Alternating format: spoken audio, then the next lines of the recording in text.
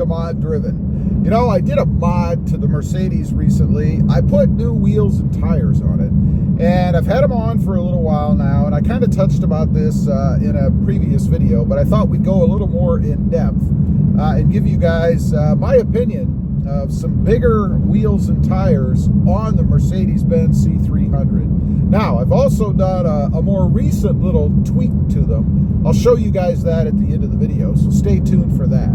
But what did I do?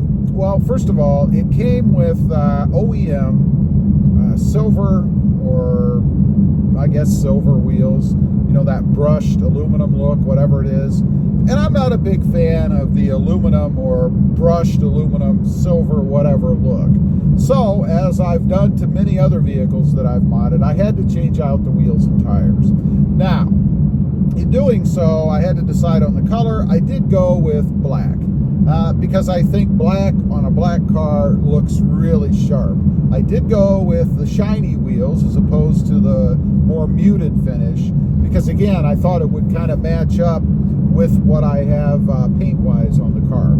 So what I went with, I believe they're called Koenig, if I'm not mistaken, and I could be, wheels. If you want to know more specifically, there is a previous video on the channel that gives the size and details and all that about them. But I did go with the Koenigs, and they're black, shiny, kind of a multi-spoked wheel, and you'll see them here in a minute.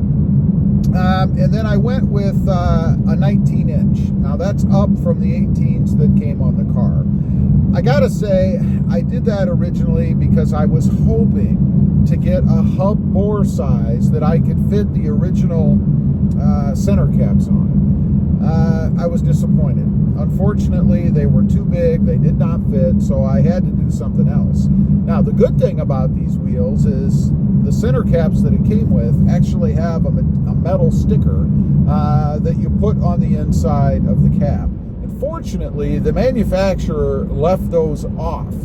I could have put them on myself, but I went with a custom badge that I had created. It was actually a company, I think, in Portugal, where they actually sent me, according to my dimensions, a round metal emblem that matches the Mercedes badge perfectly. So I put that in the center, and I got the look that I wanted. Most people who don't know anything about Mercedes would assume they were Mercedes stock wheels. They look really good. I'll put a picture up. You guys can see what they look like.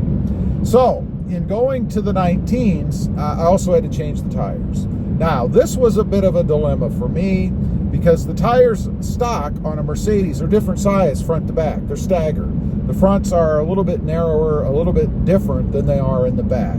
So I tried to match the same thing in using different wheels and tires and all that. I couldn't do it because right now you just can't get anything. So I decided to make them uniform. I went with the same size tire in the front as what is in the back. There's really no issue in doing that I'm aware of. As long as everything fits and you don't get any rub or anything crazy like that, it should be fine. And I have not experienced anything like that. It's all been really good.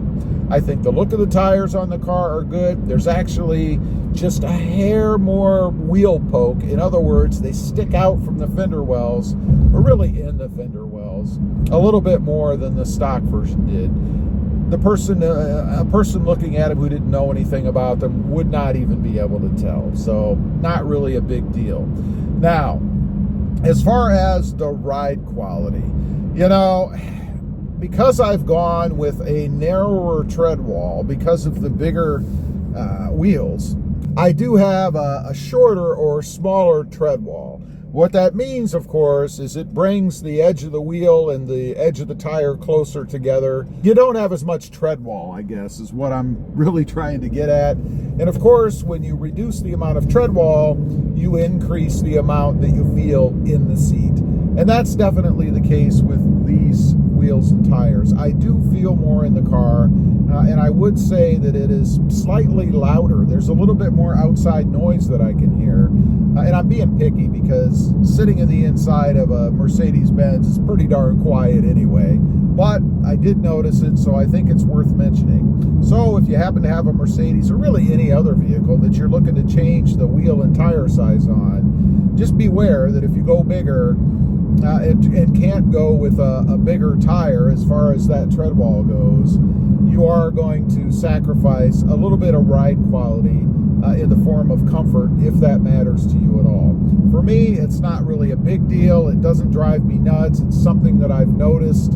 I'm not disappointed at all in it. I think it's perfectly fine. But if you're ultra picky about it, might be something that would concern you.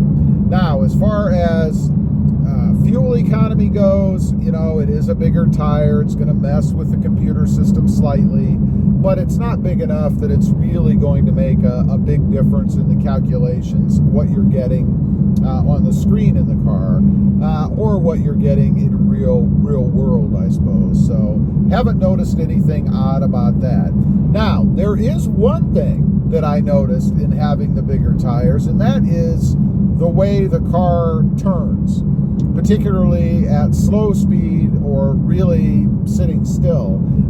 You do feel more in the wheel, more resistance when you're turning at slow speeds, nothing at high speed or anything like that, but you do feel more resistance in the wheel because it has to move that bigger tire. They are a little bit wider too, I believe, just a hair, but not enough that should matter. I think it really comes down to the weight of the bigger tire, in addition to probably a little bit with the width of it. Again, not really wide enough that it makes that much of a difference. That's really the only, if there is a negative, I guess, that I can see, is that you do feel them a little bit more when you're turning the car, like if you're backing out and then turning out of your driveway or something. Otherwise, I wouldn't say I really notice much at all without being very, very picky in how I'm looking at this setup. Would I recommend it? Absolutely. I think that Mercedes putting a staggered wheel or tire setup and wheel setup on the car is crazy. I don't think it's necessary. I'm not exactly sure why they do that. I think it's supposed to be for better handling maybe, but man, you don't really need it, and it doesn't make that much of a difference. I mean, if you're a race car driver and you're driving around a track, I suppose it would matter when you're doing 180 mile an hour or something like that. But let's be honest, how many of us are driving the Mercedes like that anyway? Probably not too many, and I certainly don't notice it on the freeway. Anyway, I just wanted to let you guys know, at the end of the video, I mentioned I was going to show you what I have done recently, a little tweak to the setup, so let's do that real quick. Okay, we're back home now in the dark, and I said I'd show you my little tweak to the wheels, so let's take a look at that. I gotta say though, love the front end of this car with the new grille and stuff on it and the black painted trim underneath. Looks awesome. But anyway, we're not here to talk about that. Let's take a look. If you notice, it's got black lug nuts now.